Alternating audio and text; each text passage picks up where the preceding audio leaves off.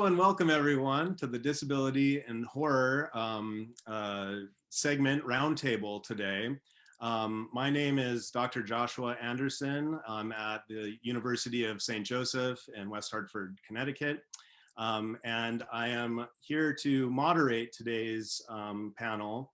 And I'm also going to introduce you to each of the panelists before we begin with a series of questions. I wanted to reiterate that we are recording, and then also that we will save time for questions at the end, so please do be keeping track of any questions you might have. So here are our speakers.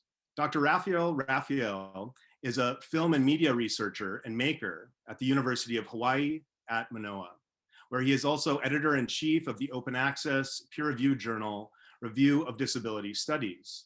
His works include Transnational Horror Cinema, Bodies of Excess, and the Global Grotesque with Sophia Sadiq, and Transnational Stardom, International Celebrity in Film and Culture with Russell Mayuf, as well as contributions to MLA's Teaching Film and the Encyclopedia of American Disability History.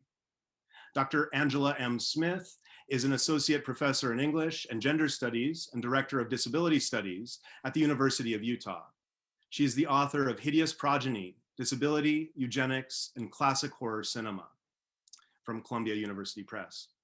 She has also published articles on disability and moving image culture journals such as Literature and Medicine and Postscript, and in essay collections such as Monsters, A Companion, the Matter of Disability, Horror Zone, and Popular Eugenics.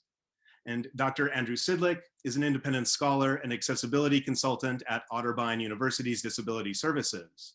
Legally blind, his personal experiences inform his advocacy. He hosts Freaks and Psychos, the Disability and Horror podcast, which I've appeared on and is an excellent podcast. A show that brings his knowledge of disability studies to a popular audience by looking at representations and themes of disability in the horror genre. He graduated with a PhD in disability studies and English literature from The Ohio State University. Andrew has published scholarly and creative work in journals and edited collections on literature, disability, and horror films. So thank you all again for joining us today. Andrew, did you want to add anything, or do you want to jump into the questions? No, I think you covered everything. I'll just say a thank you to everybody who's participating today, both Josh, my moderator, and our panelists, as well as to PopMeC for giving us the opportunity to host this event for us. So yeah, let's go ahead and get into the questions, Josh. All right, great. Well, so we have sort of a soft one for us to begin getting us started, but have you watched any interesting horror shows or films or read any fiction recently that features disability?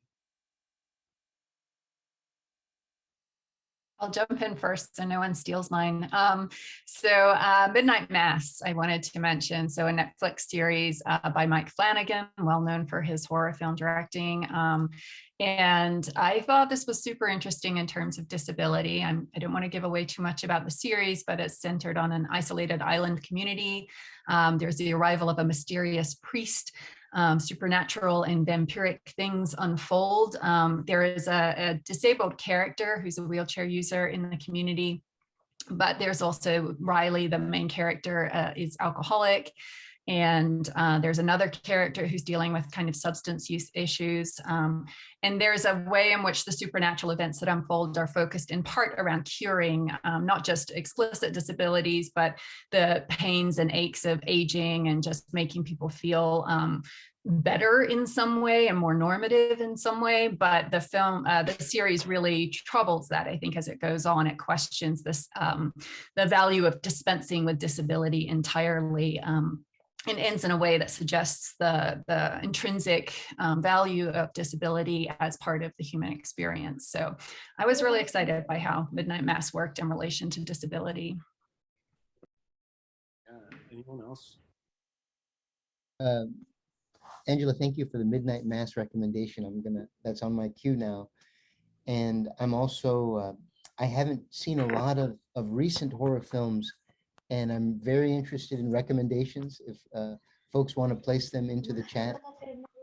One film I wanted to mention was, this is from 2020, but Run, I thought was really terrific, with Kara Allen. I think she's among the first lead ever who is a wheelchair user in a mainstream film. And when there's, such concern for equity right now for disabled actors, it was really great to see her there and in a fun, effective film that also kind of explores a lot of the pressures of ableism that folks experience. But again, I'm very interested in hearing recommendations that folks might have about good horror films, which I find extremely difficult to find. Yeah, I can second both of those recommendations. Midnight Mass and Run are both excellent. And I mean, with Mike Flanagan, he also did the mini series on The Haunting of a Hill House, which also a lot of characters have various types of disabilities, addiction and mental disabilities. So he seems to have that a lot in his works. And he also did Hush as well, of course. So one I'll just mention, it's a bit of an outlier, both because it's a super indie movie and because it's not explicitly about disability, but I thought the way the themes of it are set up have some interesting connections to disability. So it's called Hellbender, and it was recently put on to Shudder, and it's made by this family that goes by the Adams family. Their last name is Adams without the double D, just one D.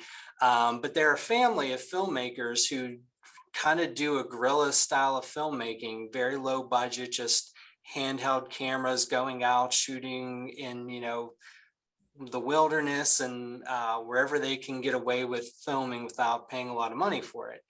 But the story is interesting because it involves this mother and her daughter, and the mother has told the daughter all her life that she's sick and she can't be around other people, but she does. It's not really specified what exactly is going on with her. So throughout the course of the film, as the daughter starts to gain a little bit more, she's a teenager, she's gaining more agency, it's coming of age story, and she's finding out that what her mother has told her isn't quite true, but there is a reason behind it. It sounds like it's sort of almost similar to Run, but the mother is basically, well, I don't want to spoil anything if you want to watch it, but it kind of turns that whole idea of like paternalism towards disabled people. I felt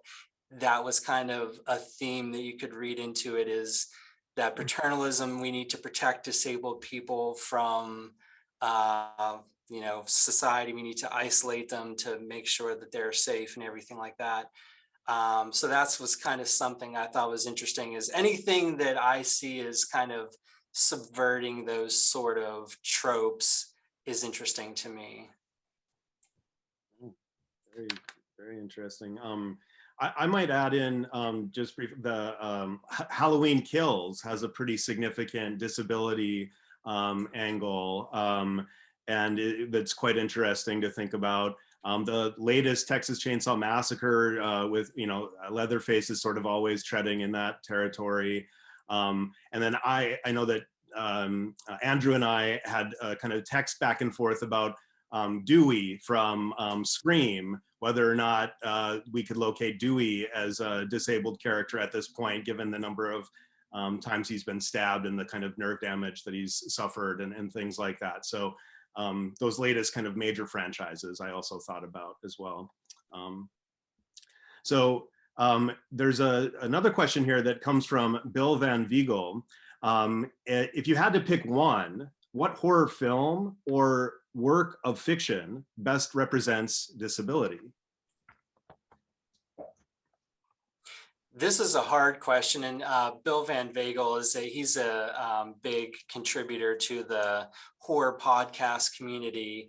So he listens to Freaks and Psychos. He appeared on one of the episodes where we talked about the Hunchback of Notre Dame, the one from the 20s. And this is it's one of those questions that there's no right answer, but it's kind of, I think, meant to make us think a little bit. And this seems like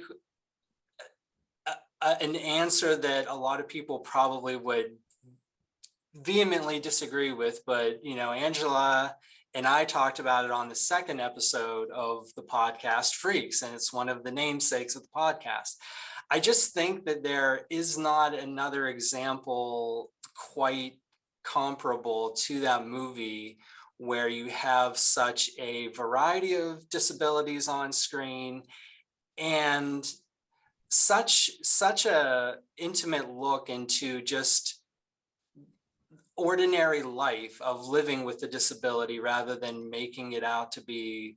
It's funny because it is, they're displaying themselves and they're doing circus acts and they're making a big sensationalistic display of themselves, and yet the film is not focusing on that. It's focusing on just their daily lives.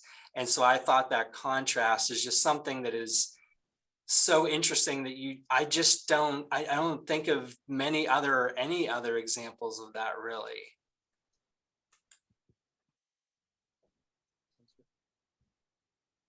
Other thoughts? Well, I was going to, yes, always Freaks for me. Again, just because it's so unique and provides such a compelling and unexpected viewing experience, and it twists and turns several times in how it makes you think about disability. So yes, I totally second that.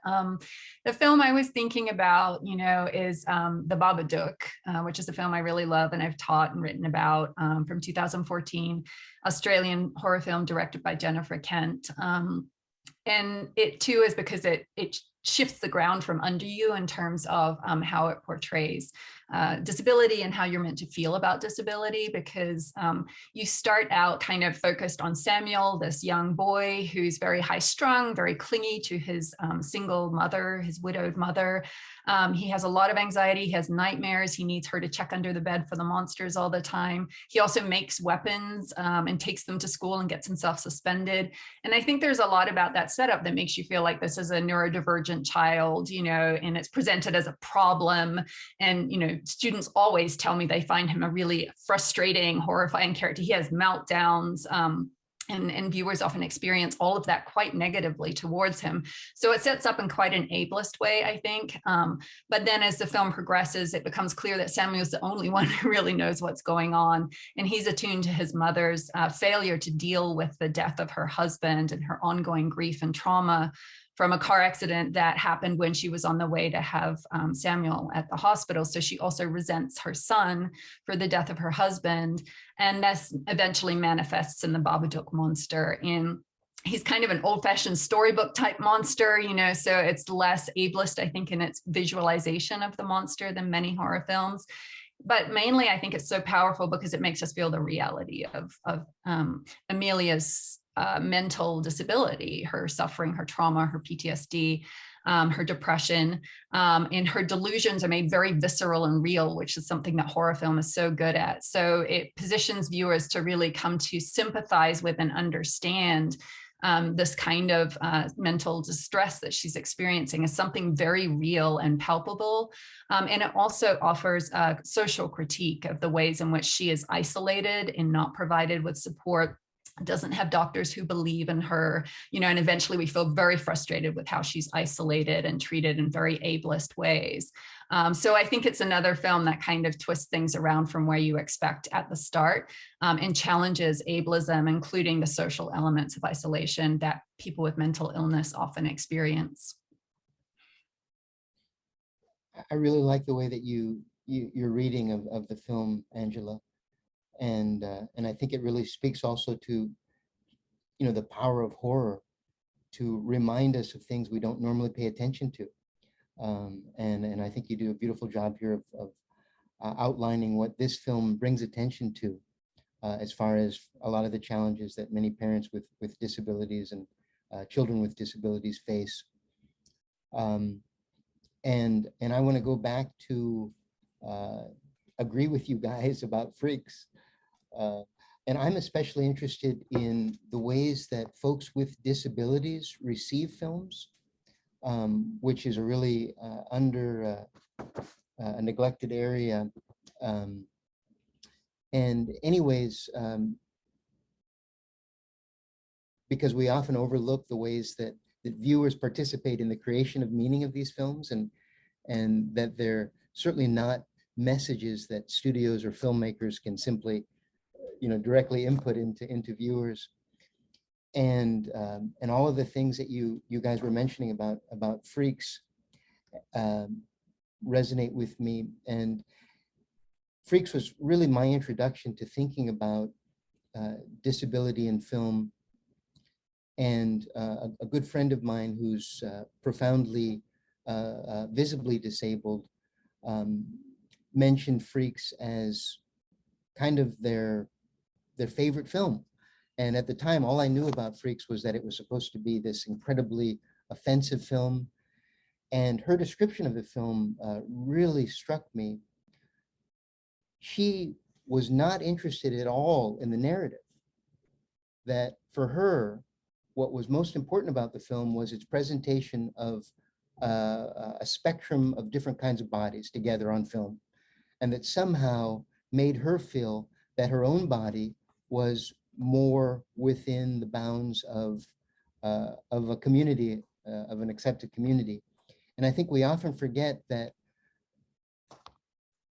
film is such a sacred space, and that just the presence of bodies on screen can be much more important than whatever the narrative is doing, which really speaks to the importance of equity for actors.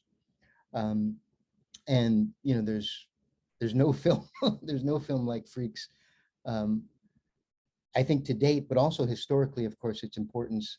But as far as showing a community of folks with varying kinds of disabilities, and the way that you were mentioning, Andrew, also its focus on the everyday, ordinary life of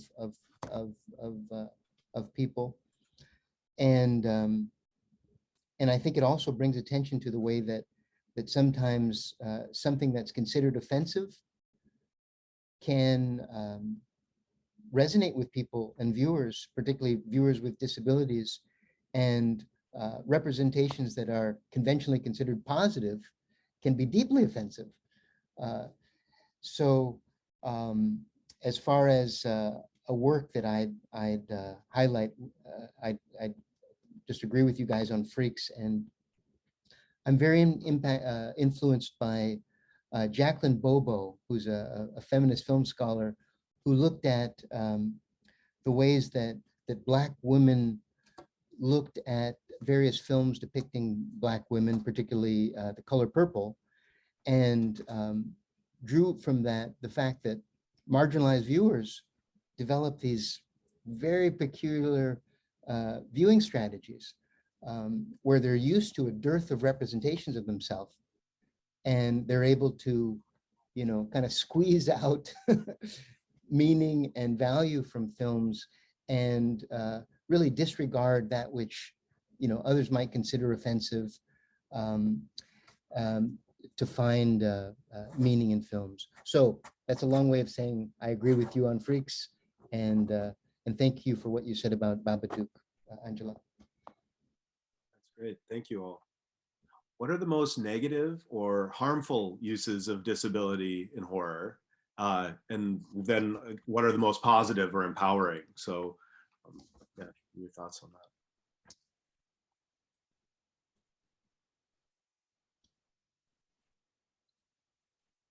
I'm happy to jump in again. I think I think a lot of horror films, even the ones I really like, still often have quite exploitative framings of disability. And I think the element of horror films that's most harmful is framing fear of disability, the shock or horror or disgust at atypical bodily forms or mental statuses, as natural, right? These films present the idea that it's natural to be horrified or disgusted by forms that people might be unfamiliar with. A related aspect is the construction of people with mental illness or mental disability as predisposed to violence and as innate, inevitable threats to others, right? When, we know from many studies that people with mental disability or mental illness are far more likely to be victims of violence or abuse than they are to be its perpetrators. And people with mental disability or illness are no more statistically likely to enact violence than people who don't have mental illness or disability. So I think there's a real exploitation of that stereotype in order to get the kinds of responses they want from viewers. That is, to be fearful of people who behave in ways that are seen as aberrant or atypical, or people who physically appear different from some kind of norm. And I think always horror film is doing that. I just kept thinking recently of Ari Aster's Midsommar, and Ruben, the character in that, who's kind of hidden away and then is briefly revealed, and who has facial differences that are presented as just innately grotesque and that are meant to signal the kind of dysfunction of this cultish, incestuous community. But he's also gifted with certain kinds of powers, that guide the community, and he's in tune with some kind of divine force. There's just so many stereotypes packed into those few moments that he's on screen, and yet his facial image circulates so widely in relation to the film, so that even people who haven't seen the film perceive this face out of context as something that's horrifying. So I would say this is something that bugs me a lot about horror films, is this falling back onto tired old tropes about disability and using them as cheap kind of thrills and shortcuts to sensationalistic representations. I have a lot to say about the most positive uses of disability, but I want to let Andrew and Raphael answer the question too. Angela, what you're saying, particularly about mental illness, really resonates with me. The fact that this is a standard trope that invites us to somehow think there's a conspiracy of those who are mentally ill and disabled who are trying to kill those who are not, where history shows us the opposite has actually happened. And as you said, that by far those who are mentally defined as mentally ill are much more likely to be the victims of violence than perpetrators of it. I also think at the same time that even very negative, what we would consider very negative portrayals, and I'm going to mention a film that we wouldn't normally consider a horror film, but Me Before You, which, is sometimes considered kind of an uber example of ableism in a film. And at the same time, because of it, it had very, very positive impact as far as being able to unite and enliven the disability rights community, particularly Dominic Evans and a whole host of other folks, to pay attention to this. And I think because of that film, it made certain things that it did no longer possible. So I think that sometimes these, what we would consider negative portrayals of disability or offensive portrayals, that there's cultural value to them as far as the way that they can impact change. Yeah, well said, both of you. I think we're going to return to some of this because some of the later questions are thinking about disabled villains, which is very common. So, I think there's a lot we can unpack with these issues. And I was going to also chime in with I think in particular, mental disability, for some reason, mental illness, or what is often called madness in Gothic or horror works, is just very demonized. And I think it's interesting because I don't think that necessarily, I might be jumping ahead, but having a villain with a disability isn't necessarily bad in of itself.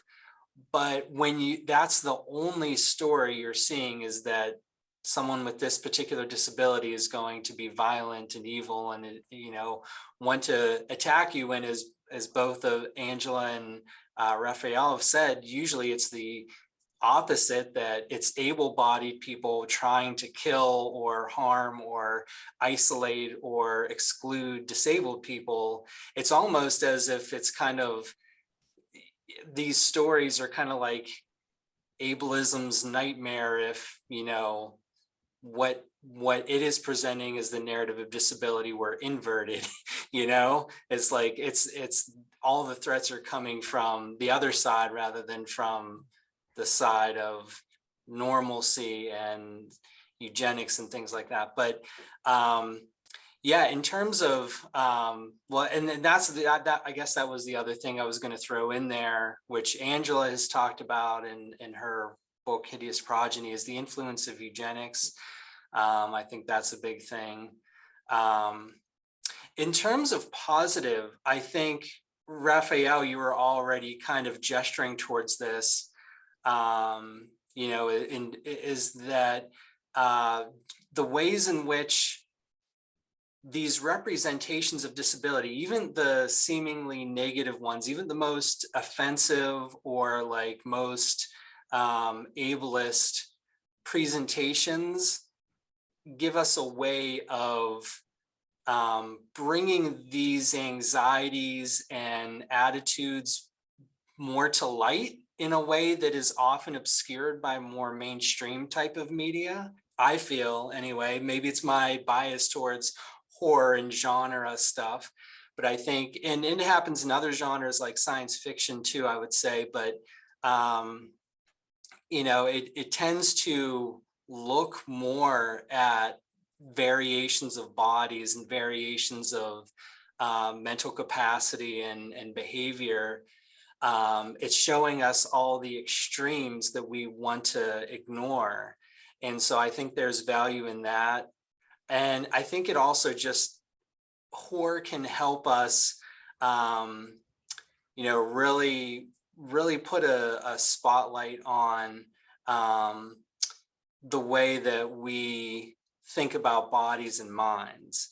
And so I think that the most positive portrayals kind of really do that and get at that. Anything that kind of brings to light those ableist assumptions, and maybe those are few and far between, and they might have their own flaws too, like Run, I think, is an example of that.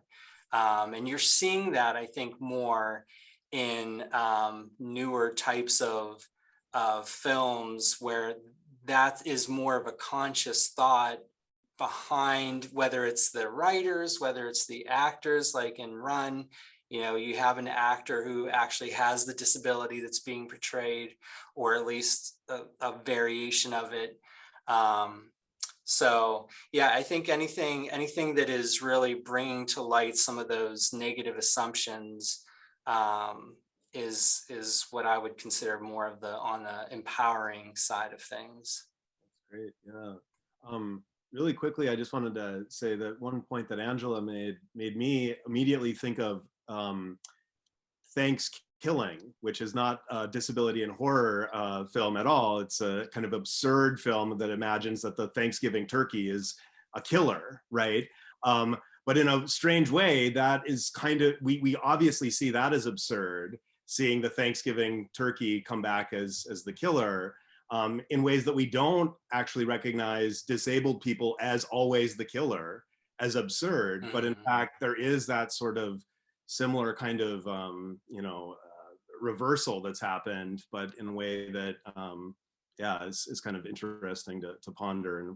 And of course, the other thing that made me think about is how horror, as these rituals of violence, are also rituals of innocence. And so they're also often trying to, these films are often thinking about who gets to be considered innocent. In many ways that doesn't map onto disabled bodies. There's ways in which that's been mapped with sin, or these other things. So Yeah. So the next question, I'm really excited. Josh, can I jump in for a quick second? Oh yeah, please go. Yeah, go ahead. I was just going to say, with what you just said about Thanksgiving, made me think of the discussion that you and Andrew had about Halloween, and that film, you know, presenting this person who's framed as mentally ill as out to kill everyone, where you also talk about within that film and within the narrative, you know, the problematic nature of Loomis, and the fact that, you know, like the turkey, we might think of the film through a whole different lens of this sort of funhouse mirror of all the horrors that those who have been, confined and subject to all kinds of tortures and including murder in asylums have faced in reality, and that's kind of showed to us in a way that, you know, could be considered pretty absurd, however fun it is, but that it may reflect the very real history that would be just on the flip side of that, and that Loomis's portrayal in that film could give us glimpses into that, as you guys suggested.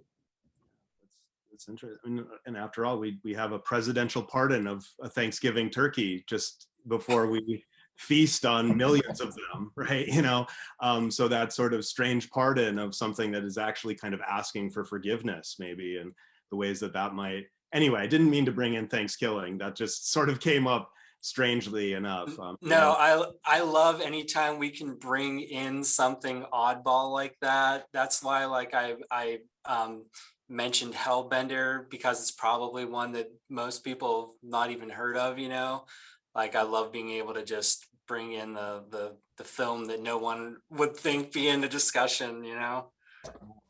Well, and to Raphael's point, I mean, what Andrew and I were talking about on the podcast, the thing about Halloween, is Loomis is a really sort of unreliable narrator, and yet we have to sort of believe him in order to believe everything that we believe about Michael and the lore around him. And so when you watch it with that lens, that's kind of an interesting way of reviewing or representing the film. So kind of another broad question, then we'll get into some of the more specific questions, but about specific films. But how can the lens of disability studies help us to better understand horror?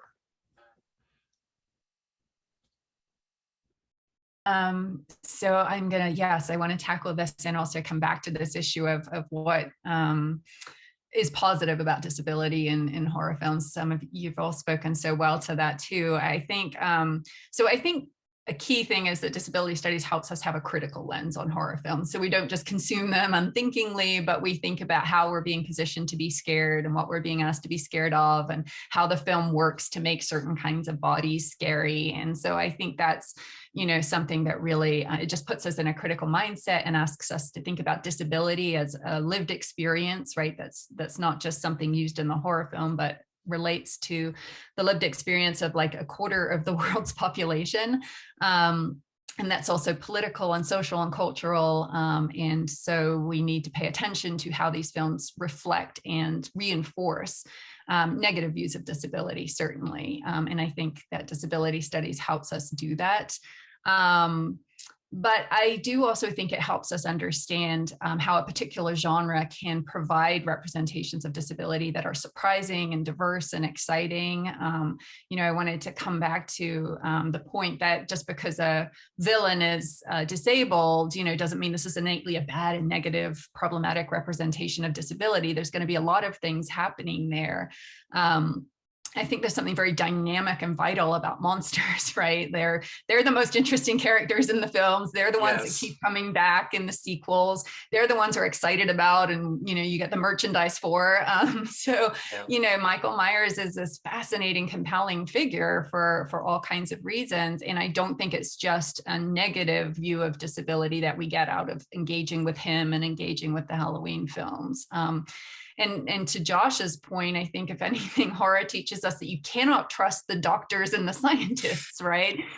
So in an ableist worldview, they're the experts that tell us what disability means and diagnose it and try to fix or cure it and impose their perspectives on disabled people. And in horror films, you know, they themselves are unstable and vulnerable and mad, often the mad doctor or mad scientist stereotype, right? So they're not any less vulnerable to disability and bodily or mental change than the monstrous characters. They themselves often become monsters or shade into monstrosity, and they certainly can't be relied on to provide us with the one expert truth about lived experience or embodiment or how minds work. And so I think something that's great about horror films is how they show the proliferation of disability, the way in which it is intrinsic to human experience, you know, that's something that can occur to any person. And they push back against ableist views about disability. And like my go-to is always Frankenstein or Bride of Frankenstein, right? Where Frankenstein's monster, it's clear he appears different and he has signifiers of disability attached to him, but that's not why he's violent, right? He's clearly the target of ableist violence and hostility from the beginning. And so he defends himself and he lashes out, and he's only occasionally treated with compassion and nurture. And so it's clear that it's not like an innately pathological brain that makes him threatening or violent, right? It's that he's been treated badly. And so I think to the extent that horror films critique ableism and show ableism as the source of horror, which I think is what Andrew was saying earlier too, like when ableism is what causes horror, not disability, then we're getting into really interesting dynamic horror films. Yeah, and so kind of building on that, I mean, for me, having a disability all my life and for a long time not really knowing what to do with that, you know, disability studies was really a transformative thing for me to learn about.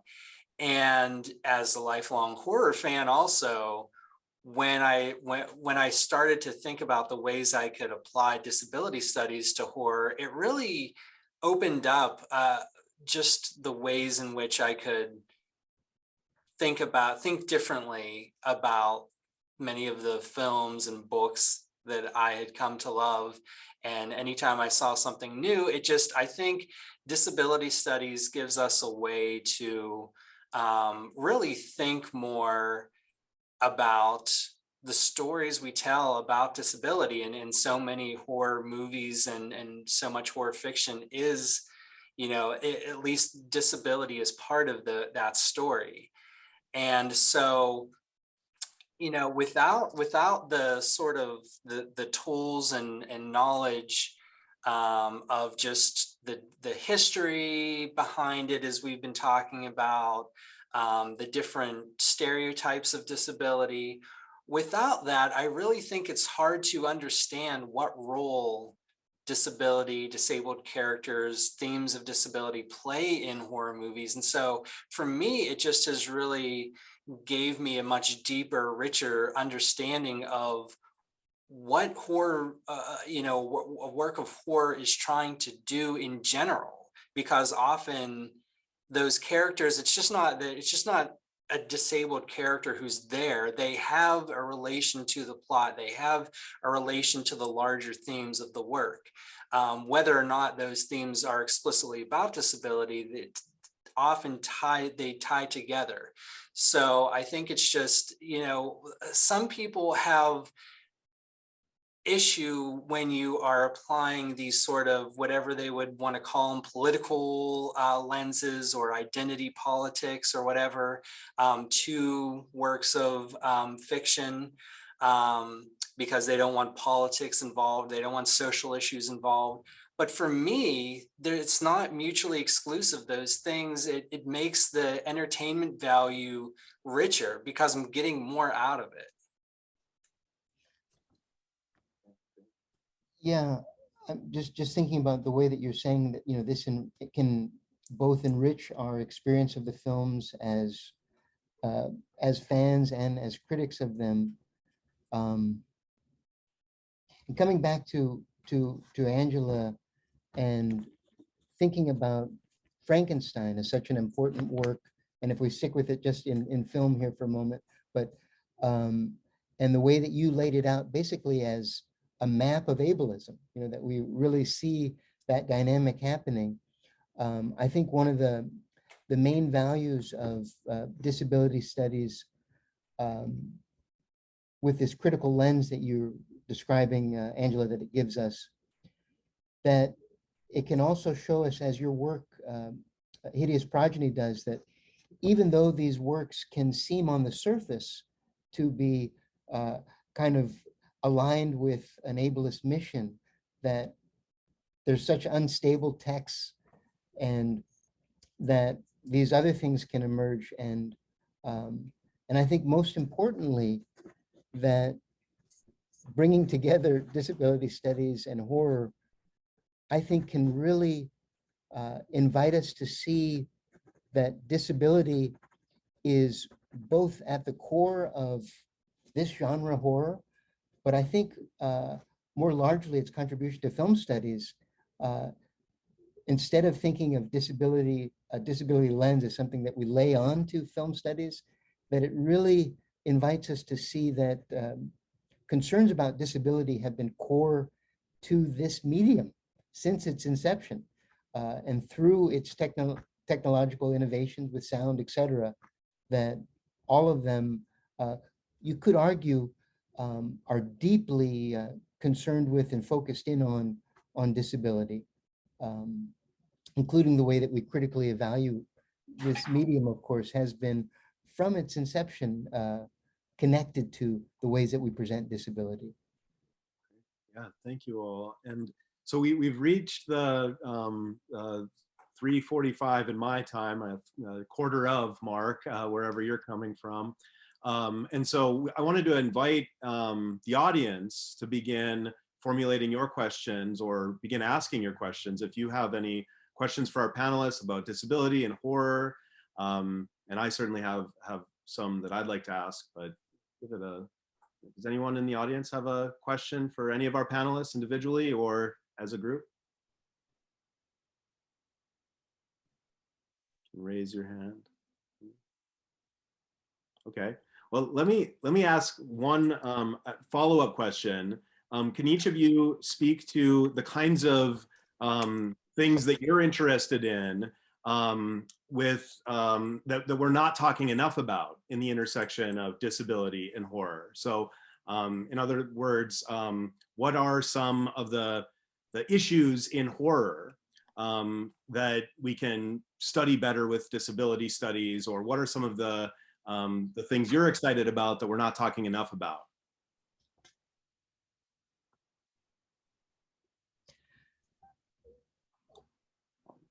Historically, one blind spot in disability studies, it's and the way that it's looked at film, has been formal engagement, and really looking at, the ways in which these things happen that are unique to film and that would be different if we're looking at books or comics, etc. So I'm very interested in that, but also how people respond to these films, particularly folks with disability. There's a real dearth of reception studies in looking at that. And one of my key interests, though, is the ways in which concerns about disability have informed the creation of this medium in ways that we haven't really paid a lot of attention to, particularly the ways that the visual politics of disability at the inception of film, and that would be the freak show, its connections to early film is a really neglected area that I'm very interested in, where for lots of reasons, both in the emerging discipline of film studies, as well as before that, in the legitimization of film as an industry, its connections to this, to concerns about disability, particularly with respect to the film, the freak show, needed to be disavowed. So I'm very interested in the ways that kind of fleshing out some of those ties, and those are a couple of things that I'm interested in. Great, thank you. I actually, I see that we have a question from the audience, and so I do want to hear what the other responses were, but this one is directed to Dr. Angela Smith from Matthew Connolly, who, in full disclosure, is a friend of mine and a friend of Andrew's, and has appeared on the podcast a few times. So thank you, Con. Dr. Smith mentioned that she taught the Babadook before. What are some lessons or activities that can help bring the study of disability and horror to the classroom? Because of its appeal in pop culture, the horror genre seems like a great place to interpret the ableist world in which we swim. What's worked in the classroom? Yeah, great question. Thank you, Matthew. I love teaching horror film. It's like my favorite thing that I get to do, and it doesn't feel like a chore at all. And so I guess I would say one thing that's important to me is that I'm often teaching students who might be English majors or film studies majors and who don't know much about disability studies. And so I'm kind of, I'm there to introduce them to the concept at least. And familiarize them with the field and give them some language and critical models that they can use to talk about disability in these films in ways that don't replicate ableism. And so I do find I have to do a fair bit of prep work along those lines. And we talk about disability terms and what kinds of words are celebrated and supported by disability activists and which ones are not, and kind of prep them so they feel comfortable engaging in conversation.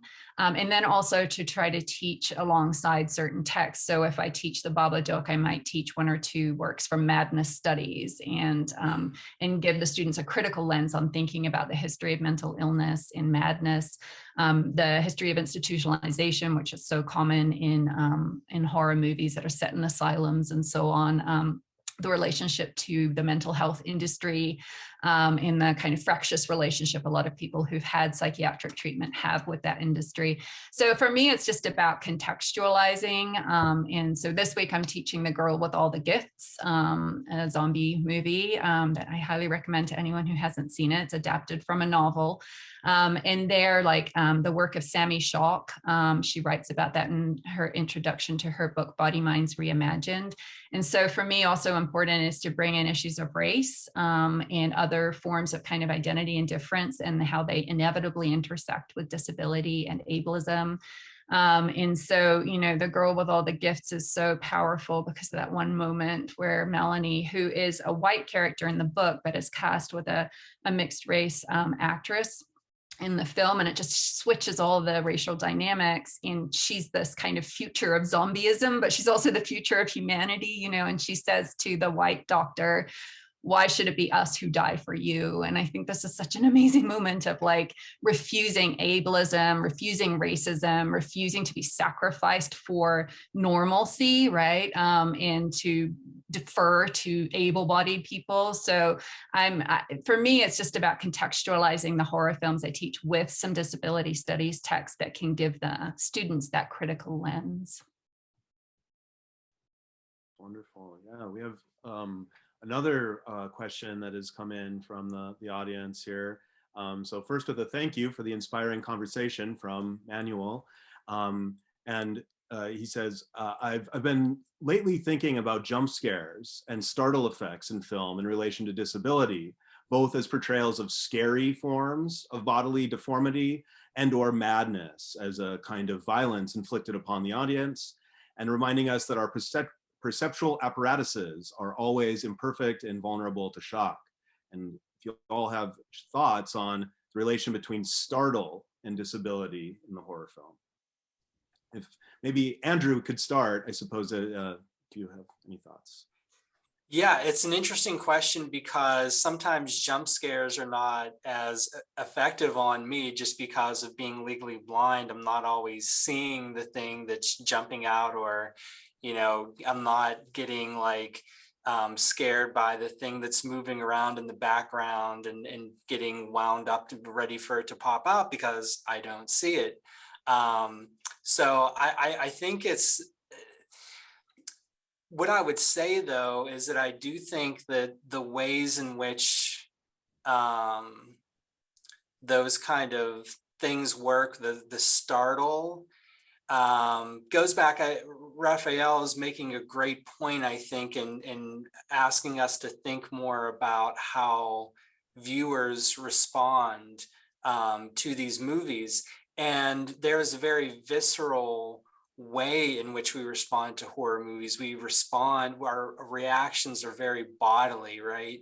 And so I think thinking about that, I don't have a great answer to what that means and how that connects to disability, but I just always go back to reminding us that we have bodies, that to think about our bodies and how our bodies are interacting with these texts, rather than thinking of them as some abstract piece of art or entertainment that exists in some ethereal world that we're not actually connected to. Like, we actually enter into the world of the film when we're reacting with that jump scare, or our hairs are standing on end or whatever, you know. So I just think that's an interesting area of exploration that I too would love to see more scholarly work on. Great. Yeah, I mean, just speaking to this, how the viscerality that you're connecting this to, you know, Linda Williams reminds us, and other film scholars, other feminist film scholars, about the fact that the lack of aesthetic distance in horror films has been part of why it resonates so much with so many of us, and also why it's been considered such a low form, like pornography, where, you know, we're invited to feel the same things as the people on the screen, which is very different, as you were describing, Andrew, from the way that we normally consider being in the presence of art, where you are in this ethereal realm where you can appreciate something with complete distance, and here you're asked to do the opposite. So I don't have anything to say about the Startle specifically, but just as it being part of this kind of wedding us to the world of that film and inviting us to not have aesthetic distance. And also part of what's contributed to this form being considered such a low form, but and I think that part of that is what has made it such a powerful place, a powerful forum for people's relationship with film, where we you know, feel so connected to what's happening in the screen, and makes horror such a powerful place to play out these ideas in ways that resonate with people with their bodies. So I will have there's one final question from the audience before our chance for a parting shot here. And we're gonna kind of get to the other side of the film lens here. So imagining ourselves here in this question from Dan, being on the other side of being a maker of a film. So Dan writes, I recently completed a horror film led by an actor with cerebral palsy. While I was editing the film, I realized I was unconsciously choosing the takes where the actor spoke the clearest and hit his marks most accurately. And the thought occurred to me that I was editing his disability out of the film, sort of creating an idealized version of this actor. What approach or perspective would you all recommend in this situation? I think this is a really interesting, important question, challenging question. So yeah, Angela, did you want to start? Sure. Yeah, this is such an exciting and interesting question. And in my current project, which is not horror film focused, one of the chapters I'm working on is about actors with Down syndrome, because that's one of the few kinds of disability where we don't consistently get non-disabled actors playing a role. And so when there is a character with Down syndrome, often an actor with Down syndrome is called upon. And I follow a few documentary films that are about acting companies made up of people with intellectual cognitive disabilities, and often people with Down syndrome in particular. And it's really interesting to see these theater directors try to make these actors more normative, right? To try to get them to speak more clearly and to keep the pace that they want them to keep, and how resistant in delightful ways the actors are. And when directors allow the actors to set the pace, and just do their thing, which sometimes means taking long breaks, right? Or interrupting your filming schedule, then the results are better because the actors' ways of being leave a greater imprint on the film or on the theatrical production. And so I think it is about making space for disability, and that can be challenging because we have very ableist schedules and demands and needs, and we want clarity of speech and so on. But if this is meant to be an engagement with a kind of embodiment that's not often seen or experienced, then I do think that the challenge, the exciting challenge, is to make space for people's non-normative embodiments in speech in films and just let them be, right? And let them do something cool to the genre or the film text. But that's maybe a little utopian because as a director, you've got a lot of demands on your time and your budget. But I do think that the whole point of incorporating disabled actors, as we should increasingly, is to allow their modes of being to leave an impact on a text, on a film. So we are at time.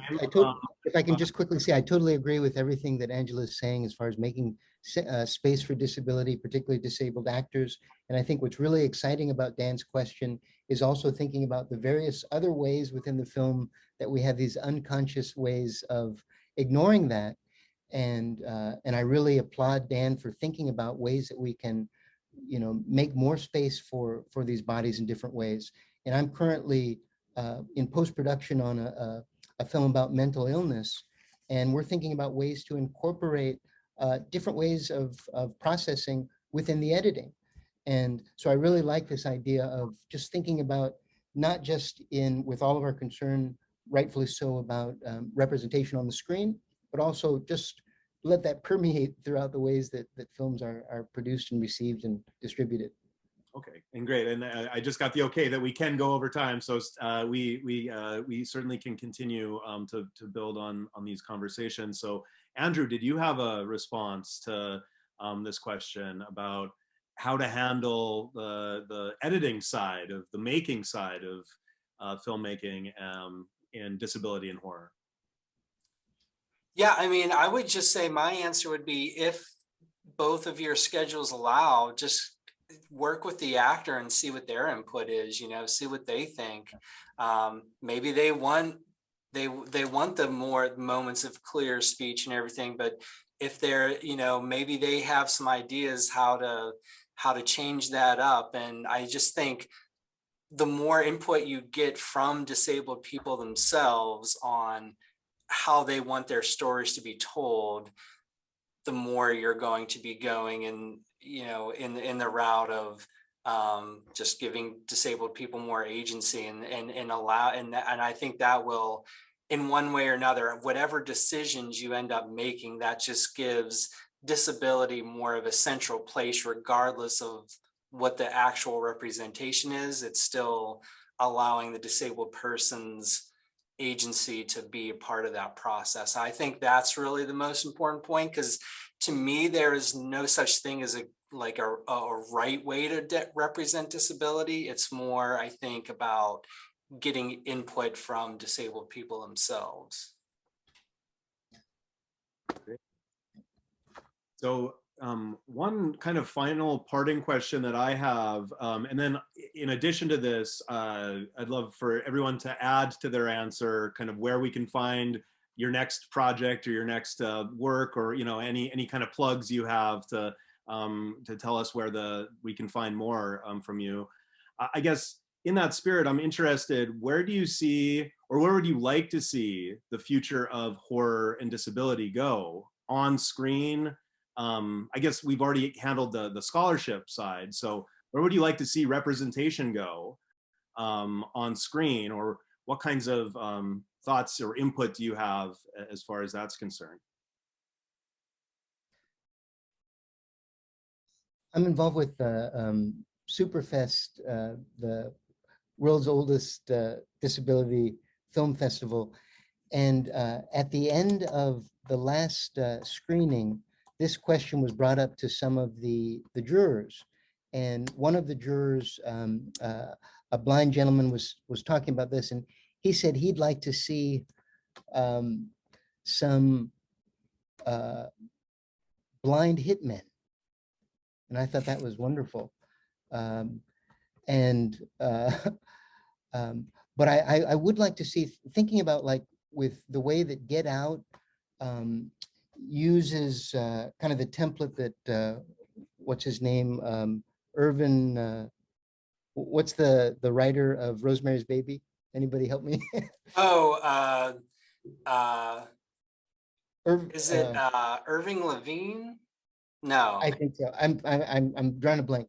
But anyways, of taking you know, cultural problems and showing how the horror of them, whether it's the vulnerability of women in Stepford Wives and Rosemary's Baby, and to the horror of racism in Get Out, which we hadn't seen before presented that way.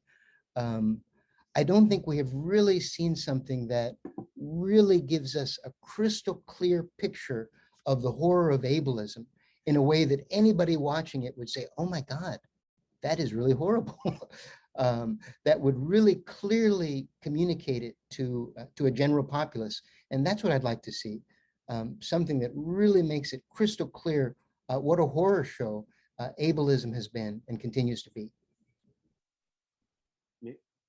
Yeah, and I love Get Out, right? But it comes with its own problematic representation of a blind character, I think. And again, the reliance on a blind character is a metaphor for kind of white racism, liberal racism, and color blindness, right? It's a troubling. So I feel like they went the easy route and the stereotypical route with the disability representation there, while doing really cool things with racial representation. So yeah, I second that. I don't think we're there yet with that film. And I would love to see much more complex portraits. I guess two of my points would be, I think the increasing incorporation, and we've talked about it several times already, of disabled actors in roles just produces more complex portraits of disability inevitably. And like Millicent Simmonds in A Quiet Place and its sequel as a deaf actress, for instance, playing a deaf character and bringing kind of the ways in which she engages with sign language into that film, enables a portrait of deafness as something that is at times an asset, right, in this world that she's navigating, rather than something that's seen as a deficit. So I think incorporating more roles for central disabled characters in horror played by disabled actors is really important. And then I think there are really cool films coming out that are horror and engage other aspects of identity like race or immigrant status, and disability is there too. Again, often in terms of mental trauma, but I'm thinking of His House, which is a British film from a couple years ago that's about a refugee couple from Southern Sudan who come to England and kind of deal with implicit racism there, but they're also dealing with their own trauma and loss, which manifests in a kind of monster or witch that takes up residence in their house.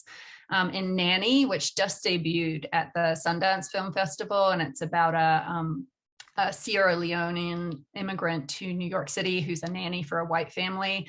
And she too is dealing with kind of mental trauma that manifests in monstrous form. And both of those, I think, give us a view of disability that people don't necessarily think of. Again, one to do with mental trauma and distress and PTSD and depression. And again, gives us that visceral form of that really makes us feel for and connect with these characters and those experiences. So I think continuing to see complex films that engage multiple facets of identity, disability being one of them, I'm hopeful for. Yes, I second all of those that Raphael and Angela said. I think those are all important things. The only thing I would add too that I would love to see more of is films with multiple characters or communities, disability communities, because we so often think of a disabled person or a disabled character. We don't think about the fact that there are communities of people with disabilities. You have blind schools, you have deaf schools, you have deaf communities, you have disabled rights advocates who have groups together and they work together. If you watch Crip Camp, on excellent documentary about the history of disability civil rights that's on Netflix, you'll see that disabled people are always coming together. And you just don't see that in film very often. So, why not set a horror story, a horror movie in one of those communities. It doesn't have to be necessarily connected to their disabilities. It could just be, it happens, this horrible, a monster appears among a group of disability rights advocates, or appears in a deaf school or something. Why not? A killer in a blind school. Why not? And I totally agree. And it seems really a shame that the most innovative work on that front in horror, I think, is from 1932 that we talked about before, Freaks. Exactly. So one thing, so can I ask one more question? Can everybody hang out for one more? I'm good. Is that okay? Is other people, everyone okay with that? I'm good. Sure. Go with it. Okay. So I'll set this up by saying that I have had a fairly profound change in how I respond to Franklin as a character. And you can hear the full story of this on Andrew's podcast about the Texas Chainsaw Massacre.